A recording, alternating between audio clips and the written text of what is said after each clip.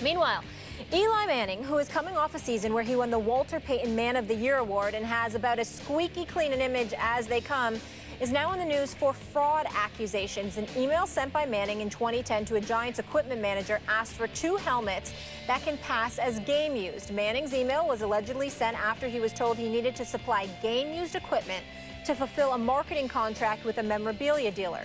Now, 3 dealers are suing the Giants, Manning, and others. This first reported by the New York Post. A spokesperson for the law firm that represents the Giants said the emails were taken out of context and that Eli Manning is well known for his integrity and that this is just the latest misguided attempt, for that matter, to defame his character. Now, last year, Eli's brother Peyton was among the athletes cited in a lawsuit against the University of Tennessee last year, stemming from his alleged sexual assault allegations back in 1996. And his name came up in an Al Jazeera report claiming HGH allegations, but Peyton was eventually cleared of any wrongdoing in the HGH investigation. On that note, we welcome in Will Kane. Hello. Hello. Good to see you. I want to start with Max on this. Max, do you think we should start looking at the first family of football differently? Look, you know I'm a big Eli Manning fan and a Giants fan, and the facts have not fully come out here, and a person's reputation is difficult to repair once it's been damaged if people speak recklessly about them. So I think the facts, should come out before people draw conclusions about what's happening. That said, the fact that it is even being reported, it's no crime that the Manning family likes money. They come from some money, their father played, and they like to make it. I mean, you can't turn on the TV in the last 10, 15 years without one of the Manning brothers selling you something. Pizza, cars, insurance, whatever it is, they're selling you something all the time. And that's fine, nothing wrong with that. What the problem is here for Eli is that there's a sense that there's a racket going on. That, what's being reported is that he's making money and not delivering the goods, or somehow potentially the charge, I guess, would be defrauding people. And because he makes so much money playing football and with legitimate advertising, et cetera, at a certain point, people are going to say, wait a minute, why is there even a whiff of a racket around this guy? And I understand that sensibility. And in fact, it's not just stuff that happens that would be illegal were it happening, but several years ago, St. Vincent's Hospital, that was being financially run terribly, apparently, and St. Vincent's Hospital is right in my neighborhood. Downtown New York, right across the street from where I went to elementary school, PS 41. I was in that emergency room, before. St. Vincent's Hospital was an institution in the neighborhood. And it's not that Eli Manning was the reason that they had to close down, but he was receiving payments to essentially promote the hospital. He wasn't doing it for free. He was getting paid a good amount of money. And ultimately, he said he'd forego the last $500,000 they owed him because they were in debt like $700 million, some crazy number, and eventually had to close down. And there was criticism at the time, well, it's nice that you're giving up $500,000, but that's a lot of money. How much money have you already gotten from this hospital when you've essentially been advertising, when you have been advertising for them? And why are you taking money from a hospital, even if it's $1 million or whatever it is, and that's a lot of money, when you have a contract for $100 million? So it does add, without trying to smear someone and without attacking their reputation before the facts come out, it does add to an overall sense in the Manning family that they're very interested in earning a lot of money, and this is not a good look. Go ahead, Will.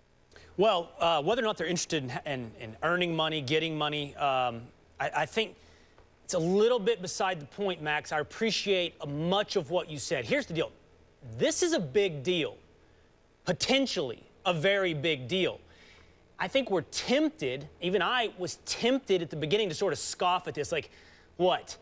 A bunch of dorks were buying game-worn jerseys and it didn't have a sufficient amount of sweat on it, or the scratches were a little off on a helmet. I mean, but these words like game-worn or authentic or game-issued carry a lot of weight in the memorabilia collector market. And this is a big market. If you need to understand it, you don't have to go back very far. Tom Brady's stolen jersey was reportedly worth up to $500,000. Everybody's getting paid on this.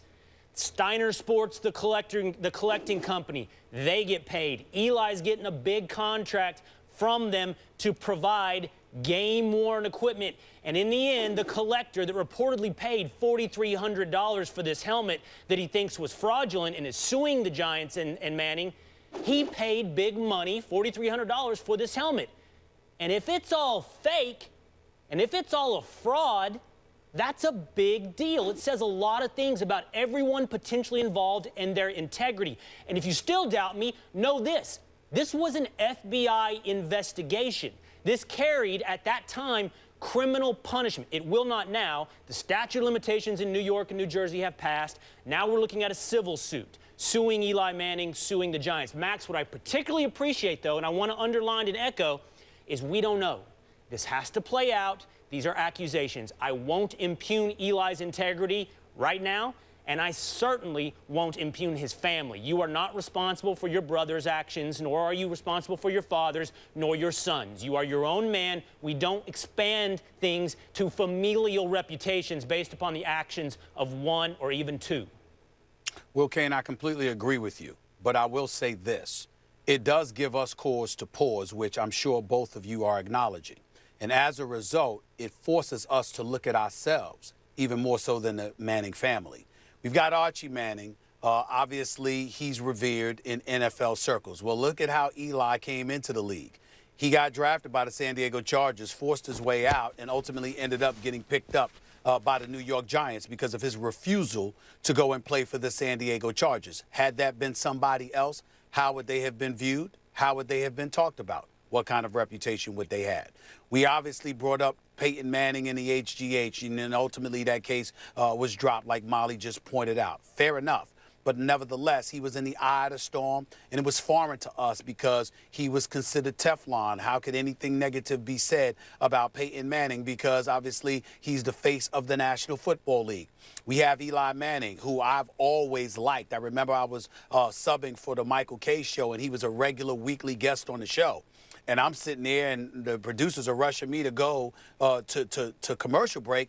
And they're talking about, well, Eli's on the phone. I said, okay, I get his representative. They're like, no, it's Eli. Eli called in himself. He always calls in early. And Eli was literally waiting because he's always prompt, he's professional, he honors his commitments, et cetera, et cetera. These are the kind of things that have been said about him. And so because of that, there's this insatiable appetite to give them an edge, to recognize them for the better parts of themselves. And it may very all be accurate and well-earned. But nevertheless, there are other things that come into question. You've got this coming into question, like you all just articulated. You had the Peyton Manning incident that came into question. One of the things that and I'm joking about it because it's funny to me, but I remember folks telling me all the time, you know how I get on athletes about staying off the weed. Somebody used to joke, a bunch of people used to joke at me, guys. They used to say, you'll never hear Eli Manning saying that because the second he went from Indianapolis to Denver, the first thing he did was invest in Papa John's Pizza. Why? Because supposedly, presumably, yeah, a lot of dudes that love weed, the first thing they want to eat is some pizza. I mean, these are the kind of things folks said. I don't know.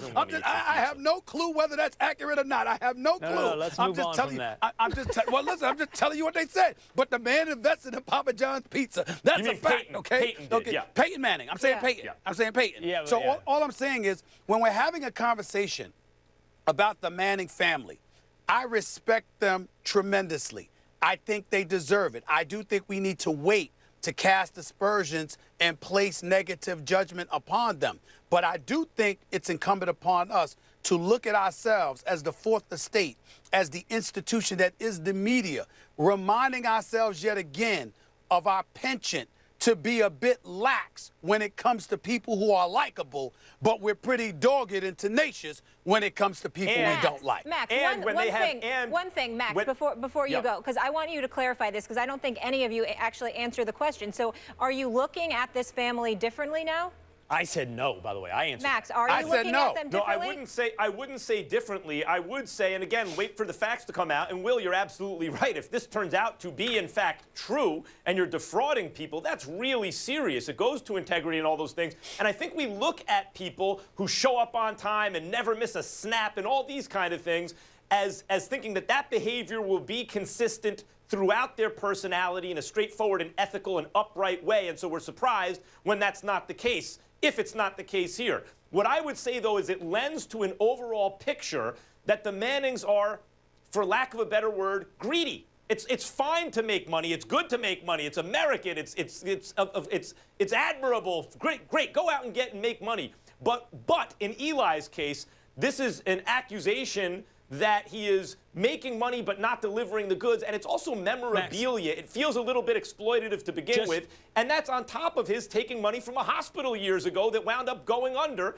to advertise the hospital. It feels like a guy who's making $100 million playing football is being greedy. That's what it feels like to people. And just one small quick point. I think I ultimately agree with where you were, Stephen A. It just shows that no family and no individual is above the law and above scrutiny. And if I'm a New England Patriots fan right now, I'm going, I might like to see an NFL investigation. I've seen other quarterbacks and their equipment questioned. I'd like to see the NFL put a little resources into this as well.